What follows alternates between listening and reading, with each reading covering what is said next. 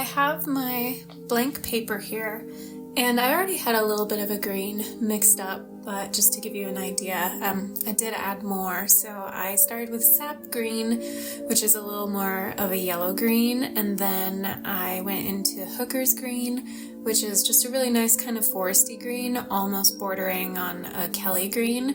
So I had a little bit to that. I had a little bit of ultramarine blue up in that upper left corner of that mixing well, so I went ahead and combined that with the two greens just to give it a little bit of that kind of evergreen type of color. And then to really sort of richen the tone and round it out, I added Payne's Gray just to make it nice and dark.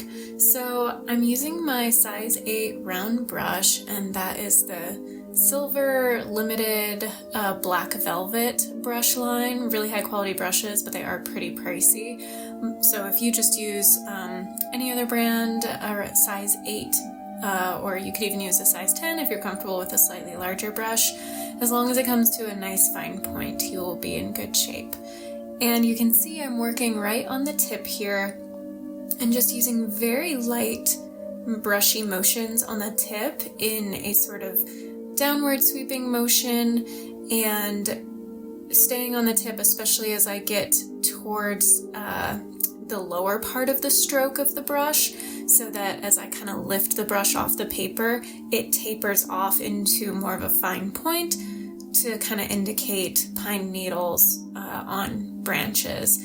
And to give a snowy effect, I am skipping areas where there's just complete white, and that is ultimately going to be the snow just kind of sitting on top of the branches, and I will be filling in with just a little bit of shading and color later on. But for now, I'm just starting out with these very loose kind of motions and not being too particular with creating every single stroke. I'm okay with some of the paint blending together in certain areas, and then in others where it gets towards the ends of the branches, I am really tapering off.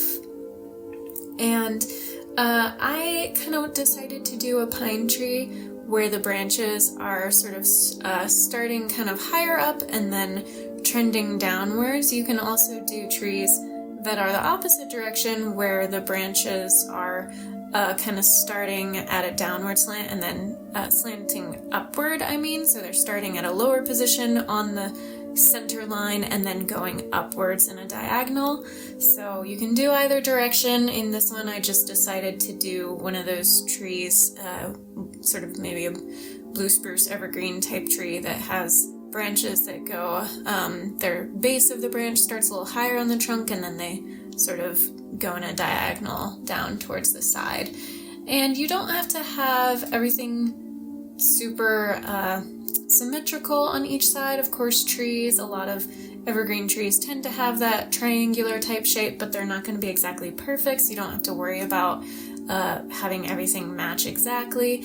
And again, it's just really important with watercolor to use the white of the paper for your whites. So the snow, very conveniently, we just leave those like big areas blank, so that indicates the snow, and then at the end I'm going to add just a little bit of that very light shading to indicate that it's snow, so it has just a little hint of color but not too much. So I have a couple times just gone back into my wet paint, which I mixed up in that well. You want to work fairly quickly and with a decent amount of paint on your brush. This is not too watered down, and I'm using that wet on dry technique, which involves wet paint on a dry surface, and it's really convenient with that type of technique. The paint just basically stays right where you lay it, and then if you want to go back over some of the areas you've already painted where the paint is still wet, you can add some darker tones. I definitely at the very bottom of the tree to indicate shadows. You can see a little bit of that wet into wet technique where some of that darker paint, which I added more Payne's Gray to the green I'd already mixed up to get that darker tone. The colors flow into each other. Also taking advantage of a little bit of the wet into wet technique here. So I grabbed just a tiny bit of ultramarine blue. You can tell it's very, very faint, but as I very slightly overlap that brush, that wet brush, over the paint that's at the base of the tree that's still a little damp, you can see it starts to feather and sort of bleed just a little bit. That is the wet into wet technique. And it naturally just creates this kind of shadow that I was able to just very lightly pull that paint over to the left side to indicate shadow, but it's very, very light because the tree is sitting on snow. And here, like I talked about, I'm just very, very lightly, it's a little hard to see. I was honestly losing some daylight even while I was painting, so you can't see quite as well where I'm actually filling in that very light shading on where the snow is, but it is just very faint, a tiny bit of ultramarine blue mixed with an itty bit of that green that I had mixed up. And as I go over it and slightly overlap with some of the paint I've already laid down, even though that paint at this point was mostly dry, when I re-wet it again, it slightly activated it and it started mixing in with where I was laying my brush strokes.